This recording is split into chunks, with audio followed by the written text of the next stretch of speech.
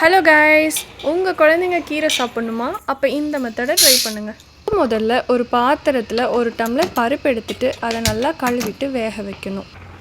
இது கூட 15 சின்ன வெங்காயம், 10 பல் பூண்டு, ஒரு மீடியம் சைஸ் தக்காளி, 4 பச்சை மிளகாவையும் சேர்த்துக்கலாம். பச்சை மிளகாவுக்கு பதிலாக காஞ்ச மிளகாவையும் சேர்த்துக்கலாம். கூடவே கொஞ்சம் மஞ்சள் தூள், ஒரு ஸ்பூன் உப்பையும் சேர்த்து நல்லா வேக வைக்கணும். பருப்பு ஒரு 3/4 பதத்துக்கு வெந்ததுக்கப்புறமா இதில் நல்லா அலசி கழுவி வச்சுருக்க கீரையை சேர்த்துக்கலாம். 5 to 7 மினிட்ஸ்க்கு அப்புறமா கீரை வெந்திருக்கும். நாம் இதில் இருக்க தண்ணியை வடிச்சிட்டு அதை நல்லா கடைஞ்சி எடுத்துக்கணும். நல்லா கடைஞ்சதுக்கப்புறமா அந்த கீரை தண்ணியும் அதில் ஆட் பண்ணிக்கலாம். கடைசியாக சாம்பார் வடகம் போட்டு தாளித்து இறக்குனா கீரை கடையல் ரெடி.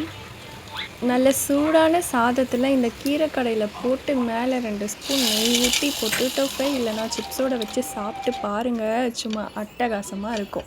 இந்த வீடியோ பிடிச்சிருந்தனா லைக் பண்ணுங்கள். மறக்காமல் நம்ம சேனலை சப்ஸ்கிரைப் பண்ணிக்கோங்க.